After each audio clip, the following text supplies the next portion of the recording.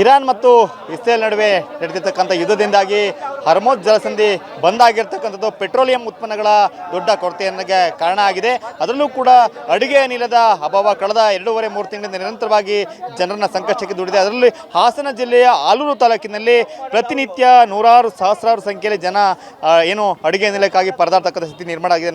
ನೋಡ್ಬೋದು ಇಲ್ಲಿ ಮಹಿಳೆಯರು, ವೃದ್ಧರು, ಮಕ್ಕಳು ಎಲ್ಲರೂ ಕೂಡ ಬಂದು ಇಡೀ ದಿನ ಒಂದು ಅಡುಗೆ ಅನಿಲಕ್ಕಾಗಿ ಕಾಯ್ತಕ್ಕಂಥ ಸ್ಥಿತಿ ನಿರ್ಮಾಣ ಆಗಿದೆ. ಏನು ಆಲೂರಿನ ವಿಜಯಲಲಿತಾ ಅಂತಕ್ಕಂಥ ಈ ಒಂದು ಭಾರತ್ ಗ್ಯಾಸ್ ಏಜೆನ್ಸಿ ಇದರಲ್ಲಿ ನಿರಂತರವಾಗಿ ಪ್ರತಿನಿತ್ಯ ಜನರು ಇದೇ ರೀತಿಯಲ್ಲಿ ಬೆಳಿಗ್ಗೆ 7 ಗಂಟೆ 8 ಗಂಟೆಗೆ ಬಂದರೆ ಗ್ಯಾಸ್ ಸಿಗೋರು ಕೂಡ ಗಂಟೆಗಳ ಗಟ್ಟಲೆ ಈ ರೀತಿಯಾಗಿ ಸರದಿ ಸಾಲುಗಳಲ್ಲಿ ನಿಂತು ಕಾಯಬೇಕು. ಇವರೆಲ್ಲರೂ ಕೂಡ 1 ತಿಂಗಳ ಹಿಂದೆ ಬುಕ್ ಮಾಡಿದವರು ಇದ್ದಾರೆ, 1.5 ತಿಂಗಳ ಹಿಂದೆ ಬುಕ್ ಮಾಡಿದವರು, ಅವ್ರು ಯಾರಿಗೂ ಕೂಡ ಗ್ಯಾಸ್ ಸಿಗ್ತಾ ಇಲ್ಲ.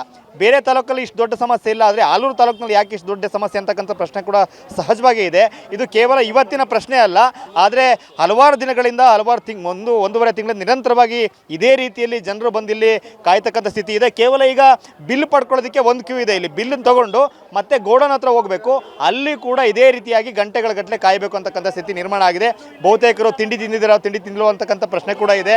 ಆದರೆ ಗಂಟೆಗಳ ಗಟ್ಟಲೆ ಕಾಯ್ತಾ ಇದ್ದಾರೆ. ಹೇಳಿ, ನೀವು ಯಾವ ಊರಿನವರು, ಇಲ್ಲಿ ಎಷ್ಟೊತ್ತಿಗೆ ಬಂದ್ರಿ? ಏನು ನಾವು ಬೆಳಗ್ಗೆಲ್ಲ ಬಂದರು, ನಾವು ತಾಳೋರು, ನಾವು ಊಟ ತಿಂಡಿ ಏನೂ ಇಲ್ಲ, ಇಲ್ಲಿ ತನಕ ಇಲ್ಲಿ ಕಾಯ್ತಾ ಇರೋದು. ನಾವು ಇಷ್ಟೊತ್ತಾರು ಸಿಗ್ತಾ ಇಲ್ಲ ನಮಗೆ, ಒಬ್ರಿಗೂ ಕೇಳೋಕ್ಕಲ್ಲ. ಅಲ್ಲಿ ಬಂದರೆ ಅವ್ರು ಬಿಡಿ ಲೇಡೀಸ್ ಇವಾಗ ಬಂದು ಲೈನಿ ಮಾಡಿದ್ದಾರೆ. ಬೆಳಗ್ಗಿಂದ ಲೈನೇ ಇರಲಿಲ್ಲ, ಈ ಕಡೆಯಿಂದ ಎಲ್ಲ ಒಂದೇ ಲೈನಲ್ಲಿ ಇದ್ವಿ, ಈಗ 2 ಲೈನ್ ಮಾಡಿದ್ರು ಬಂದು. ನೀವು ಗ್ಯಾಸ್ನ ಯಾವತ್ತು ಬುಕ್ ಮಾಡಿದ್ರಿ? ಮಾಮೂಲಿಯಾಗಿ ನಿಮ್ಮ ಮೊಬೈಲ್ ಬುಕ್ ಮಾಡಲ್ವಾ ಗ್ಯಾಸ್ನ? ನೀವು ಕಾರ್ಡ್ ನಿಮ್ಮ ಹತ್ರ ಇಲ್ವಾ? ಇದೆ, ಕ್ಯಾಶ್ ನಾವು ಮಾಡಿರೋದು ಮಾರ್ಚ್ 25ರಲ್ಲಿ ನಾವು ಇದು ಮಾಡಿರೋದು. ಈಗ ನಾವು ಇಲ್ಲಿ ಬಂದಾಗ ಕೊಡ್ತೀವಿ ಅಂತಾರೆ. ಇಲ್ಲೇ ನೋಡಿ, 26ನೇ ತಾರೀಕಲ್ಲಿ ಮಾರ್ಚಿ ನಾವು ತಗೊಂಡಿರೋದು. ನಾವು ಗ್ಯಾಸ್ ಇಲ್ಲಿಂದ ತಗೊಂಡಿಲ್ಲ, ಮನೆಯಲ್ಲಿ ಕ್ಲೋಸ್ ಐತೆ. ಬಂದು ನಾವು ಊಟ ತಿಂಡಿ ಬಿಟ್ಟು ಬಂದು ಇಲ್ಲಿ ನಿಂತ್ಕೊಂಡು ಈ ಗ್ಯಾಸ್ ತಗೊತಾ ಇದ್ದೀವಿ. ಅಂದರೆ ಇಲ್ಲಿ ಕೊಡ್ತಾ ಇಲ್ಲ. ಇಲ್ಲಿ ಬಂದರೆ ಅಲ್ಲೇ ಬರ್ತಾರೆ ಹೋಗಿ ಅಂತ ಹೇಳ್ತಾರೆ, ಇಲ್ಲಿ ಕೊಡ್ತಾ ಇಲ್ಲ ನಮಗೆ. ಇವತ್ತು ಅದಕ್ಕೆ ಎಲ್ಲರೂ ಇಲ್ಲಿ ಬಂದು ಕೂತಿದ್ದೀವಿ ಕಾಯ್ತಾವ. ಒಬ್ಬರು ಗ್ರಾಹಕರನ್ನ ಮಾತಾಡ್ಸೋಣ. ಹೇಳಿ ಸರ್, ನೀವು ಎಷ್ಟೊತ್ತಿಂದ ಕ್ಯೂ ನಿಂತಿದ್ದೀರಿ? ಈಗ ಇದು ಇವತ್ತು ಮಾತ್ರ ಸಮಸ್ಯೆನ ಯಾವಾಗಲೂ ಹಿಂಗೆ ಇದೆಯಾ ನಿಮ್ಮ ಈ ಏಜೆನ್ಸಿ? 1.5 ಮಂತ್ ಆಯಿತು ಆಲ್ರೆಡಿ ಬಂದು ಈ ಥರ ಪ್ರಾಬ್ಲಮ್ಗಳು ಬಂದು 1.5 ತಿಂಗಳೇ ಆಯಿತು. ಬುಕ್ ಆಗಿ ಅವಾಗ ಹೇಳಿದ್ರು ಸರ್ಕಾರದ ಕಡೆಯಿಂದ ಬಂದಾಗ 45 ಡೇಸ್ ಮನೆಗೆ ಬರುತ್ತೆ ಬುಕ್ ಮಾಡಿದ್ರೆ ಅಂತ. 45 ಡೇಸ್ ಮನೆದೇಗಲ್ಲ. ಇವಾಗ ಆಲ್ಮೋಸ್ಟು ನೆನ್ನೆಯಿಂದ ಏನಾಗಿದೆ ಅಂದರೆ ಬ್ಲ್ಯಾಕ್ ಡ್ರೈವರ್ಗಳಿದ್ದಾರಲ್ಲ, ಗಾಡಿಗಳು ಬ್ಲ್ಯಾಕಲ್ಲೆಲ್ಲ ಕೊಡ್ಕೊಂಡು ಈ ಥರ ಕ್ಯೂ ಸಿಸ್ಟಮ್ ಮಾಡಿದ್ದಾರೆ. ಬೆಳಗ್ಗೆ 1500 ನಂಬರ್ಸ್ಗಳು ಬಂದು ಹೋಗಿದ್ದಾರೆ ಇಲ್ಲಿಗೆ. ಇವಾಗಲೂ ಹಿಂದೆ ಹೋಗಿ ಗೋಡ ಅಂತ ಚೆಕ್ ಮಾಡಿದ್ರೆ 400 ಮೇಲೆ ನಂಬರ್ಸ್ಗಳಿದ್ದಾರೆ, ಹೊತ್ತು ಕಮ್ಮಿ ಏನಿಲ್ಲ. ಇಲ್ಲೇ ಯೂಸ್ ಏನಾಗಿದೆ ಪ್ರಾಬ್ಲಮ್ ಏನು ಅಂದರೆ, ಇಲ್ಲಿ ದೊಡ್ಡ ನಮ್ಮ ಕ್ಷೇತ್ರ ಇದು ಆಲೂರು ತಾಲೂಕು ಒಂದು ದೊಡ್ಡದಿದ್ದಾಗ ಏನಾಗಿದೆ, ಇಲ್ಲಿ ಭಾರತ್ ಒಂದೇ ಇರೋದು, ಇಂಡಿಯನ್ ಇಲ್ಲ, HP ಇಲ್ಲ ನಮಗೆ. ಇಲ್ಲಿ ಎಲ್ಲರೂ ಏನು ಯೂಸ್ ಮಾಡಬೇಕು, ಭಾರತ್ ಒಂದೇ ಯೂಸ್ ಮಾಡಬೇಕಾಗಿರೋದು. ಹಂಗಾಗಿರೋದ್ರಿಂದ ಇಲ್ಲ ಪ್ರಾಬ್ಲಮ್ ಇರೋದು ಒಂದೇ. ದೊಡ್ಡ ಕ್ಷೇತ್ರ ಇರೋದ್ರೆ ತಾಲೂಕು ದೊಡ್ಡದೇನೆ, ಇದು ಚಿಕ್ಕದೇನಲ್ಲ ತಾಲೂಕು. ಅಷ್ಟು ದೊಡ್ಡದಾಗೆಲ್ಲ ಗ್ಯಾಸ್ ಇವ್ರ ಕೈಲಿ ಕೊಡೋಕ್ಕಾಗ್ತದೆ. ಗ್ಯಾಸ್ಗೆ ಕೊಡ್ತಾ ಇಲ್ಲ ಅಂದರೆ ಏನು ಸಪ್ಲೈ ಬರ್ತಾ ಇಲ್ವಾ ಅವ್ರಿಗೆ? ಏನು ಹೇಳ್ತಾರೆ ಕೇಳಿದ್ರೆ ಏನು ಹೇಳ್ತಾರೆ? ನೋಡಲ್ಲ, 5 ಗಾಡಿ ಇದೆ ಇವಾಗಲೂ, 2 ಗಾಡಿ ಇನ್ನೂ ಇದೆ. ಇಷ್ಟು ಜನ ಇರೋದಿಲ್ಲ ಅಂದ್ರೆ ಏನು ಅವಮಾನ. ಇನ್ನು 200 ಜನ ಇದ್ದಾರೆ, ಇನ್ನೂ 500 ಸಿಲಿಂಡರ್ ಮೇಲೆ ಇದಾವೆ ಇಲ್ಲಿ. ಇವಾಗಲೂ ಬೇಕಾದ್ರೆ ಖಾಲಿ ಇದೆ, ಬೇಕಾದ್ರೆ ಕರ್ಕೊಂಡು ಹೋಗ್ತೀನಿ ಬನ್ನಿ. ಇವ್ರ ಪ್ರಾಬ್ಲಮ್ ಇದು ಭಾರತ್ ಕಂಪನಿ. ಇದಕ್ಕೆ ಇಲ್ಲಿಂದ ಆಗ್ತಾ ಇರೋದು ಆಫೀಸ್ ಕಡೆಯಿಂದ, ಇಲ್ಲಿ ಮಾಮೂಲು ಆಟೋ ಗಾಡಿಗಳಿಂದ ಅವ್ರ ಕಡೆಯಿಂದ ಆಗ್ತಿರೋ ಪ್ರಾಬ್ಲಮ್ ಬಿಟ್ಟರೆ ಬೇರೆ ಪ್ರಾಬ್ಲಮ್ ಏನೂ ಇಲ್ಲ ಇಲ್ಲಿ. ಯಾವುದು ಖಂಡಿತ ಅವ್ರು ಬ್ಲ್ಯಾಕ್. ಇಲ್ಲಿ ನಮ್ಗೆ ಏನಾಗಿದೆ ಸರ್, ಹೋಟ್ಲುಗಳಿದ್ದಾವೆ ಆಲ್ಮೋಸ್ಟ್. ನಮ್ಮ ಆದೂರು ತೊಗೊಂಡ್ರೆ 20-30 ಹೋಟ್ಲಿದ್ದಾವೆ. ಎಲ್ಲಿ ಸರ್ ದೊಡ್ಡ ಸಿಲಿಂಡರ್ ಯೂಸ್ ಮಾಡ್ತಾ ಇದ್ದಾರೆ?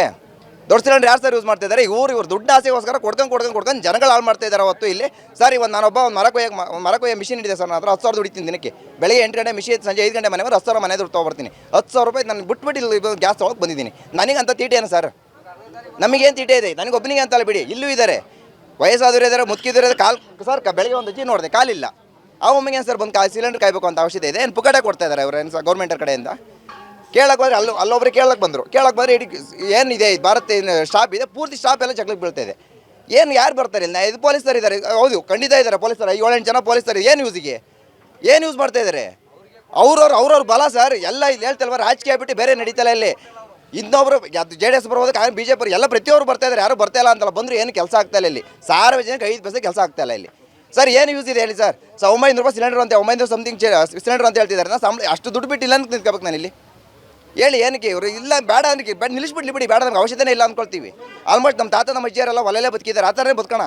ಅವಶ್ಯಕತೆ ಇಲ್ಲ ಸರ್, ಹಿಂದಿ ಕಾಲಕ್ಕೆ ಹೋಗ್ಬಿಡ್ತೀವಿ. ಈ ಥರ ಏನಕ್ಕೆ ಬೇಕು? ಈ ಥರ ಈ ಜೀವನ ನಮಗೆ ಅವಶ್ಯಕತೆ ಇಲ್ಲ ಸರ್.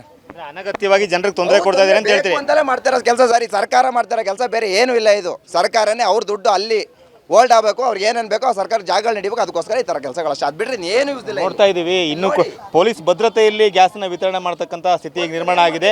ಪ್ರತಿನಿತ್ಯ ಕೂಡ ಇದೇ ರೀತಿಯಲ್ಲಿ ಬಂದು ಇಲ್ಲಿ ಬಂತಕ್ಕಂಥ ಸಾವಿರಾರು ಜನರನ್ನ ಒಂದು ರೀತಿ ಸರ್ಕಸ್ ಕಂಟ್ರೋಲ್ ಮಾಡಲಿಕ್ಕೆ ಬರೆದಿರ್ತಕ್ಕಂಥ ಸ್ಥಿತಿ ನಿರ್ಮಾಣ ಆಗಿರ್ತಕ್ಕಂಥದ್ದು. ಸೊ ಮಹಿಳೆಯರನ್ನು ಕೂಡ ಮಾತಾಡ್ಸೋಗೋಣ. ಅಮ್ಮ, ನಿಮ್ದು ಯಾವ ಊರು? ಎಷ್ಟೊತ್ತಿಂದ ಕಾಯ್ತಿದ್ದೀರಿ ನೀವು ಇಲ್ಲಿ? ಸರ್ ಬೆಳಗ್ಗೆ 10 ಗಂಟೆಗೆ ಬಂದಿರೋದು. ಕಾಲು ಆಪ್ರೇಷನ್ ಐತೆ, ಗಂಡುಗೆ ಮೆದುಳು ಆಪ್ರೇಷನ್ ಐತೆ, ಬರೋರಿಲ್ಲ, ತಂದು ಕೊಡೋರಿಲ್ಲ. ಈಗ 170 ರೂಪಾಯಿ ಕೊಟ್ಟು ಆಟ ಮಾಡ್ಕೊ ಬಂದೀನಿ, ಗ್ಯಾಸ್ ಸಿಗಲ್ಲ. ಏನು ಮಾಡೋದು, ಹೆಂಗೆ ಮಾಡೋದು ಹೇಳಿದ್ರು, ಜೀವನ ಹೆಂಗೆ ಮಾಡೋದು?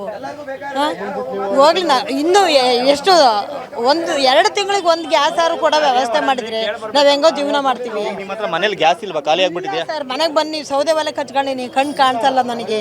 ಇನ್ನೂ 2 ತಿಂಗಳು ಬೇಕಾ ಆಪ್ರೇಷನ್ ಮಾಡೋಕ್ಕೆ ಅಂತಾರೆ ಡಾಕ್ಟ್ರು. ಬೇಕಾದ್ರೆ ಎಲ್ಲ ತೋರಿಸ್ತೀನಿ ಬನ್ನಿ, ನೋಡಿ ಇಲ್ಲಿ ಕಾಲು ಆಪ್ರೇಷನ್ ಆಗಿ ನಡೆಯೋಕ್ಕಾಗಲ್ಲ ನನಗೆ. 2 ಕಾಲು ಆಪ್ರೇಷನ್ ಐತೆ, ಗಂಡಂಗೆ ಮೆದುಳು ಆಪ್ರೇಷನ್ನು. ಏನು ಮಾಡಲಿ ನಾನು? ಜೀವನ ಈಗ ನೀವು ಗ್ಯಾಸ್ಗೋಸ್ಕರ ಎಷ್ಟು ದಿನದಿಂದ ಇಲ್ಲಿಗೆ ಬರ್ತಾ ಇದ್ದೀರಾ? ಏನು ಹೇಳ್ತಾರೆ ಕೇಳಿದ್ರಿ? 3 ದಿನ ಆಯಿತು ಬುಕ್ ಮಾಡಿದ್ದೀವಿ. 3 ದಿನ ಆಯಿತು. 21ಕ್ಕೆ ಬುಕ್ ಮಾಡಿದ್ದೀವಿ, 28ಕ್ಕೆ ಬನ್ನಿ ಅಂತಾರೆ ಸರ್. ಇದು ಒಂದು ಸತಿ ಒಂದು ಕೊಟ್ಟರೆ ನಮ್ಗೆ ಹೆಂಗೋ ಜೀವನ ಮಾಡ್ತೀವಿ ಅನ್ನೋಂಗೆ ನನಗಾಯ್ತು. ಕೊಡಲ್ಲ ಸರ್ ಇಲ್ಲಿ. ಬೇಕಾದ್ರೆ 2,000 ಕೊಡ್ತೀನಿ ಅಂತ ಯಾರಿಗಾರು ಹೇಳಿ ಬ್ಲ್ಯಾಕಲ್ಲಿ ಮನೆಗೆ ಗ್ಯಾಸ್ ಬರುತ್ತೆ ಸಂಜೆ ಹೊತ್ತಿಗೆ. ಹಾಂ 2,000 3,000 ಕೊಡ್ತೀವಿ ಅಂದರೂ ಗ್ಯಾಸ್ ಬರುತ್ತೆ ಮನೆಗೆ. ಇದು ಗ್ರಾಹಕರ ಆಕ್ರೋಶ. ಇದು ಕೇವಲ ಇವತ್ತಿನ ಪ್ರಶ್ನೆ ಅಲ್ಲ, ಪ್ರತಿನಿತ್ಯ ಕೂಡ. ಹೇಳಿ ಸರ್, ಏನು ತೊಂದರೆ ಆಗ್ತದೆ ಹೇಳಿ. ಬೆಳಿಗ್ಗೆ 6 ಗಂಟೆ ಬಂದು ಕಾಯ್ತಿದ್ದೀವಿ ನಾವು. ಎಲ್ಲರೂ ಬಂದು ಕಾಯ್ತಿದ್ರೆ ಇಡೀ ಪೊಲೀಸ್ನವರೇ ಇವ್ರಿಗೆ ಒಂದು ಸಿಲಿಂಡರ್ ಕೊಡಪ್ಪ ಅಂತ ಹೇಳಿದರೆ ನಾವು ಕ್ಯೂವಲ್ಲಿ ಹೋಗಿ ಒಂದು ಸರಿ ತಗೊಂಡು ಬಂದಿದ್ದೀನಿ. ಮತ್ತು 2ನೇ ಸರಿ ಕ್ಯೂವಲ್ಲಿ ಬಾ ಅಂತ ಹೇಳ್ತಾನೆ ನನಗೆ ಅವನು. ಯಾರು? ಡ್ರೈವರ್ಗಳ ಪ್ರಾಬ್ಲಮ್ ಹೊರತು ಓನರ್ದೇನು ಪ್ರಾಬ್ಲಮ್ ಅಲ್ಲ. ಇಲ್ಲಿ ತಗೊಂಡೋಗಿ ಎಷ್ಟು ಬೇಕು ಅಷ್ಟಕ್ಕೆ ಬೇಕು ಮಾರ್ಕೆತಾರೆ. ಇಲ್ಲಿ ತಡೀರಿ ಇರಿ ಮಗ್ಗೆ ರಾಯಕೊಪ್ಪಲಿ ಬಂದರೆ ಕಡಬಾರ್ ಕ್ರಾಸಿಗೆ ಬರಲ್ಲ. ಕಡಬಾರ್ ಕ್ರಾಸಿಂದ ಈ ಕಡೆಗೆ ಮಾರ್ಕೊಬತ್ತಾರೆ ಸಿಲಿಂಡ್ರ. ಬುಕ್ಕಾಗಿ ತಗೊಂಡಾದ್ಮೇಲೆ ಅವ್ರಿಗೆ ಬುಕ್ಕಿಂಗ್ ಸಿಲಿಂಡರ್ ಕೊಡೋದೇ ಇಲ್ಲ ವಾಪಸ್ಸು. ಇಲ್ಲಿ ಕೇಳಕ್ಕೆ ಬಂದರೆ ಕ್ಯೂ ನಿಂತ್ಕೋಬೇಕು. 2 ಸರಿ ಬರಬೇಕು. ಒಂದು ಸರಿ ಸಿಲಿಂಡರ್ ತಗೊಬರ್ಬೇಕು, ಇನ್ನೊಂದು ಸರಿ ಬುಕ್ಕಿಗೆ ಬರಬೇಕು, ಸರಿ ನಂಬರಿಗೆ ಬೇರೆ ಬರಬೇಕು. ಹಾಂ ಯಾರನ್ನ ಕೇಳೋಣ? ಇಲ್ಲಿ ಪೊಲೀಸ್ನವರೇ 4 ಸರಿ ಹೇಳಿದ್ದಾರೆ ಕೊಟ್ಟು ಕಳಿಸ್ರಪ್ಪ ಅಂತ. ಅವ್ರು ಓನರ್ ಹೇಳಿದ್ದಾರೆ. ಓನರ್ ಹೇಳಿದ್ಮೇಲೆ ಈಗ ಸಿಲಿಂಡರ್ ಕೊಟ್ಟ ನನಗೆ. ಬೆಳಗ್ಗೆಯಿಂದ ಕಾಯ್ತಿದ್ದೀನಿ ಇಲ್ಲಿ ನಾನು.